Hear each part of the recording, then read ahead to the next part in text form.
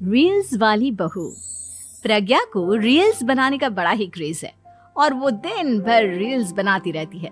खाते पीते घूमते फिरते घर में कॉलेज में रील्स बनाने के कारण प्रज्ञा पूरे कॉलेज में हाईलाइटेड है। जहां उसकी रील्स सभी को पसंद आते हैं, वहीं मनीषा चिंता में डूबी रहती है। एक रोज जब खाते हुए प्रज्ञा रील्स बना रही होती है, तब मनीषा कहती है, एक मिनट भी चैन नहीं है इस लड़की को। ये नहीं कि खाना तो आराम से खा ले, लेकिन नहीं, अरे थोड़ी देर रील्स नहीं बनाओगी तो आसमान नहीं टूट पड़ेगा।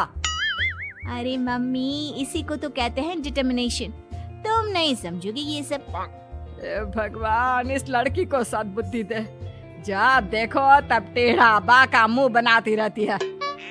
मनीषा की बात का प्रज्ञा पर जरा भी असर नहीं होता और वो खाते खाते रील्स बनाती रहती है। दिन बीतने लगते हैं और देखते देखते प्रज्ञा का कॉलेज भी खत्म हो जाता है।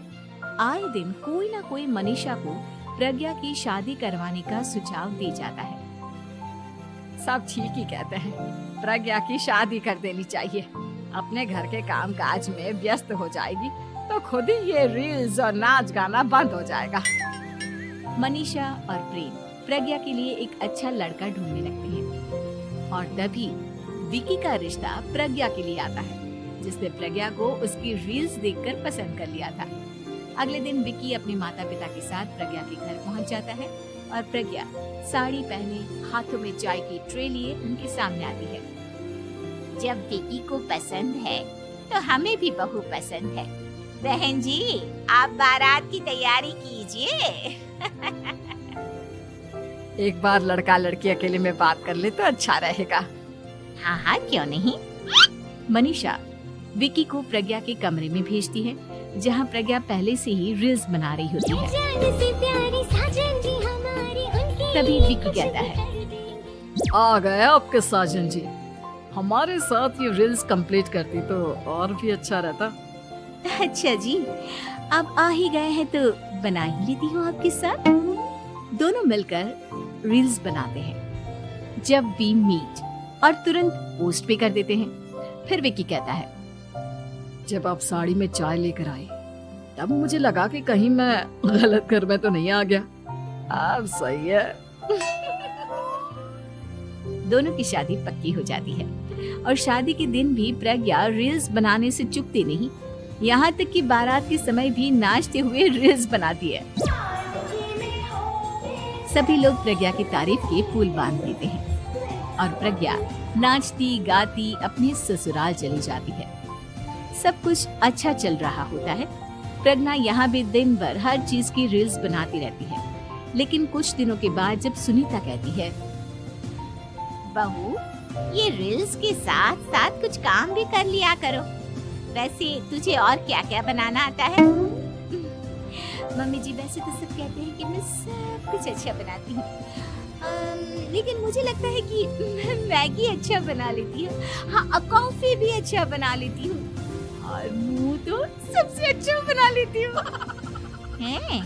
अच्छा अच्छा। सुनीता अपना माथा पकड़ लेती है और कहती है, बहू, कुछ खाना बनाना भी सीख लेती। मम्मी जी, मैं लंबी प्लानिंग कर रही हूँ। जल्दी ही मैं इतनी फेमस हो जाऊंगी कि मुझे पैसे मिलने लगेंगे। हम दोनों सास बहू राज करेंगे, राज। नौकर काम करेंगी और लोगों की तो लाइन लगेगी हमसे मिलने के लिए। तेरा दिमाग खराब हो गया है क्या बहू? हंसी मजाक तक ठीक है, लेकिन इस तरह घर नहीं चलते। जितना जल्दी हो इस घर के तौर तरीकों को सीख लो।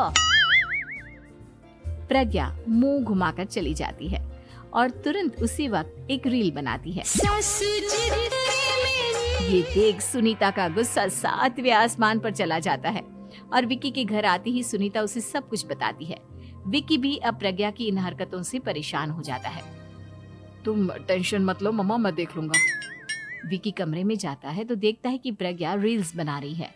विकी बड़े ही प्यार से प्रज्ञा से कहता है, प्रज्ञा, इन सब के लिए मैं तुम्हें मना नहीं कर रहा हूँ, लेकिन फिर भी हर वक्त तो ये अच्छा नहीं लगता ना। समझने की कोशिश करो, मुझे भी तुम्हारा थोड़ा वक्त चाहिए।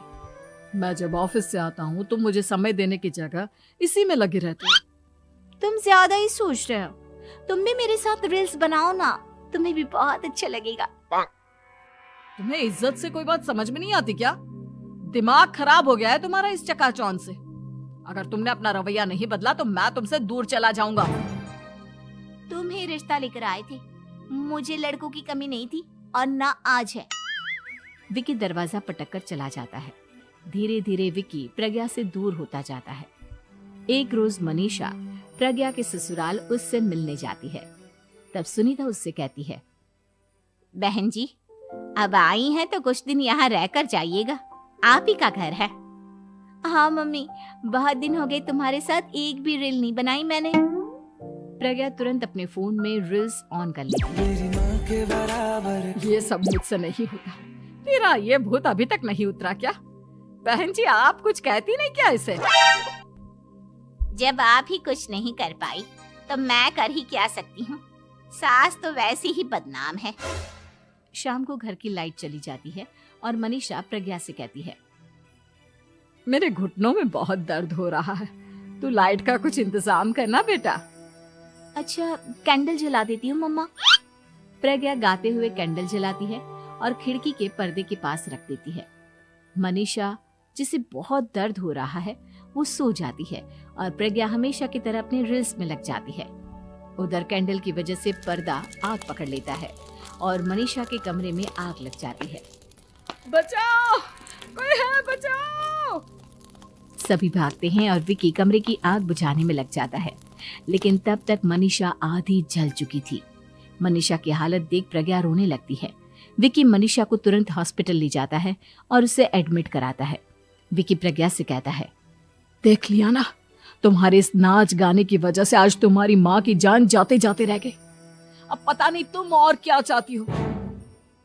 उधर डॉक्टर कहते हैं, इनकी हालत बहुत नाजुक है, आधे से ज्यादा जल चुकी है। प्रज्ञा रोती हुई मंदिर में जाती है और भगवान के आगे जाकर कहती है, भगवान, मेरी माँ को ठीक कर दो। मैं कसम खाती हूँ, हाथ से ये रील्स बनाना छोड़ दूंगी। बस मुझे मेरी माँ वापस मिल जाए। 2 दिन बीत जाते हैं और मनीषा खतरे से बाहर आ जाती है। पेशेंट अब ठीक है, आप लोग उनसे मिल सकते हो।